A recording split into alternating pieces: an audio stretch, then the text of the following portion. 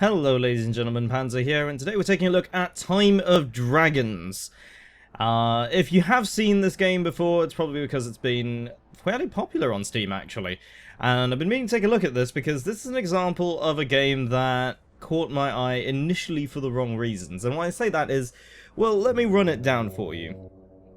It's free to play on Steam, and it started up with a splash screen that says made with Unity Personal Edition. Now that's nothing against Unity as an engine. There are some very, very good games out there with Unity as a base engine, but the made with Unity Personal Edition is normally a sign that this is a developer that has maybe a smaller budget, or maybe is not entirely sure with the project yet. Whatever the case is, it usually is a sign that this is not something that has had significant investment yet. However, Time of Dragons is a little bit different. Now what you're seeing here might not look like much, but it has promise. It does have potential. And I'm actually very interested to see where this goes. So this is the, I guess you want to call it a hangar or a garage. This is where all of your dragons will be. Now this is the ogre. This is a dragon I don't have yet.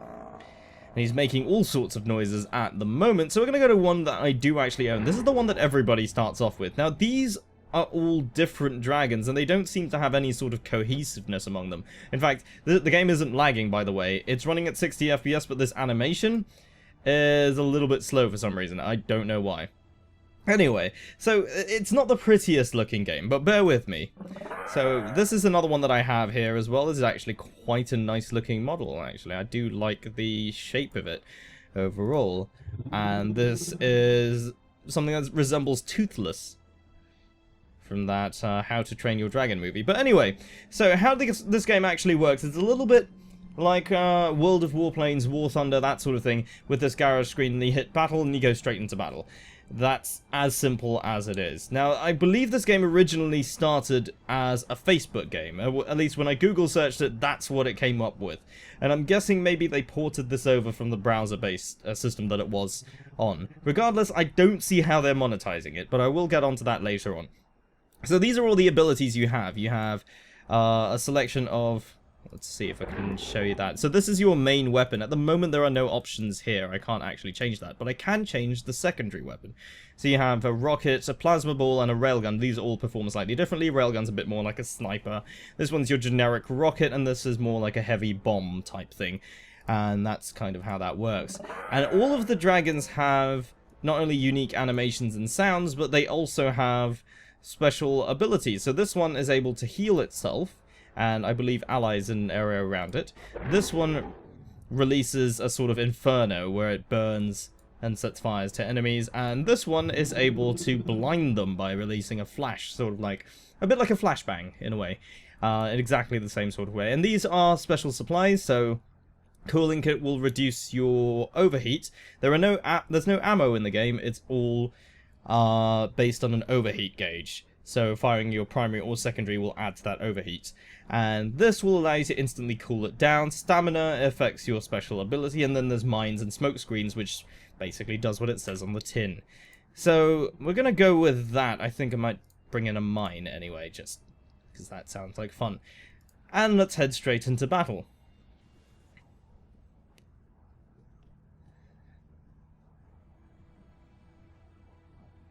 Alright, so these are the two different modes we have available. There's Deathmatch and Team Deathmatch. It looks like there's more people playing TDM, but I'm going to go with Deathmatch, sort of free-for-all, so that you can kind of see where this is going. Alright, so when we're in a battle, you get to choose from 4 different, or whichever dragons you have available, and you basically keep playing until the round is over. So this is the Tiamat, this is another one that I also have, and this is the one that we selected earlier, so I'm going to go with this. Let's see if we can blind them. So we fly with the W, A, S, and D keys, and the maneuverability of your dragon, which is actually quite smooth. The animation is surprisingly smooth in-game. Is all dependent on the actual stats of your individual dragon. And we have a sprint as well, so we can try to get away from people. Let's drop that mine there. Don't believe he's going to go for it. And we also have a special dodge maneuver. If we hit space, you can actually do a kind of special little maneuver. I don't know how effective this actually is, but it is reminiscent of what Battlefront 2 used to do. And I'm talking about the old Battlefront, not the new Star Wars Battlefront, which is a little bit different. But the old Battlefront used to have that ability where you could do some aerial maneuvers, and it would cost you stamina. And this is kind of the same, but it seems to be sort of endless, or at least it has some sort of cooldown. Now, you do take damage from colliding with things, so you do want to be a little bit careful where you're going. And other than that, it's a very sort of simple kind of flying around and shooting sort of thing. Alright, we're going to switch to a different one. So this is the other dragon I have. Now, I will say that this does feel like an early access game, so it definitely does need some work.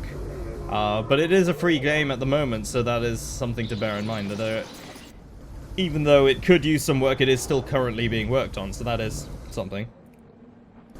Alright, so we have, that's our main weapon there. We also have a shield, which uses up our overheat gauge as well. Let's activate our heal there. I don't think it's helping that much. No, he got us. He definitely got us. Let's jump into this one. Now. Oh, we spawned right next to somebody. Alright, let's try to use our sniper rifle a little bit there. It is overheating quite significantly, so yeah, not the most effective thing, but I guess in the right hands it could be quite good. Oh, I did manage to get all three of them.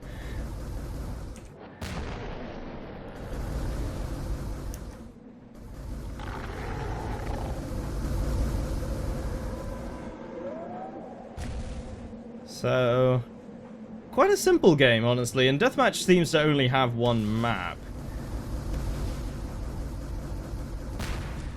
At least as far as I can tell, anyway. Alright, we have been blinded there, so the only thing to do when you're blinded is to sort of dodge around and hope you don't die.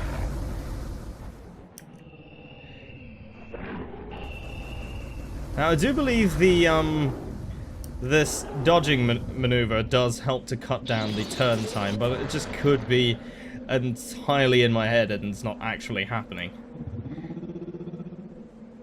But yeah, so that's the end of the match, and we finished in 3rd place, so...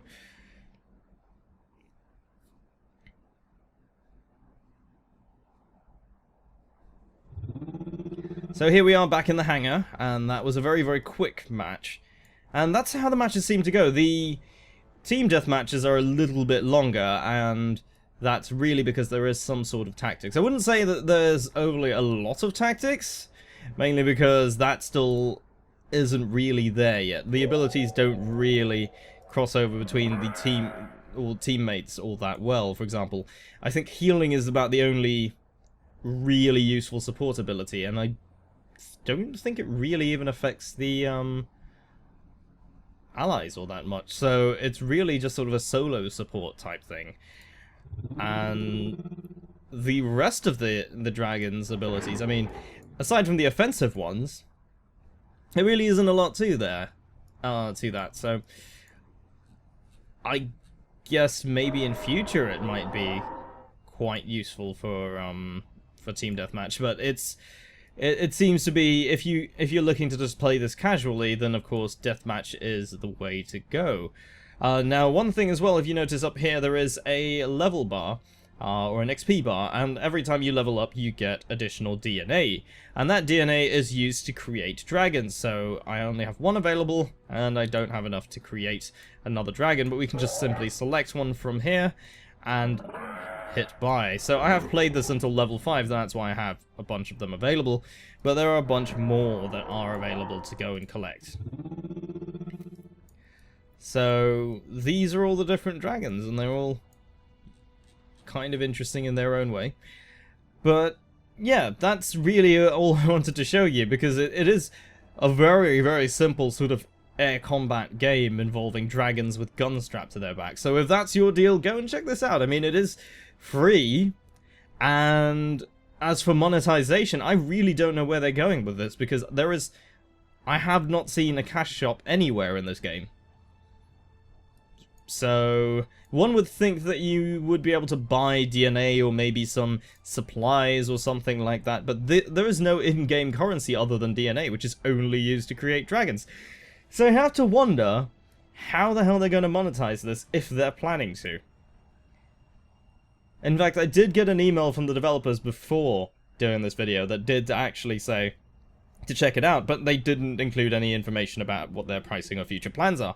So I really do have to wonder where this is going to go. But for now anyway, it's free to play on Steam, so go and check it out if you want a sort of dogfighting game with dragons. It's actually kind of fun. It's not bad. Thank you very much for watching. My name is Panzer, taking a look at Time of Dragons. It's free to play on Steam, and there isn't much else to say about that. I'll see you next time.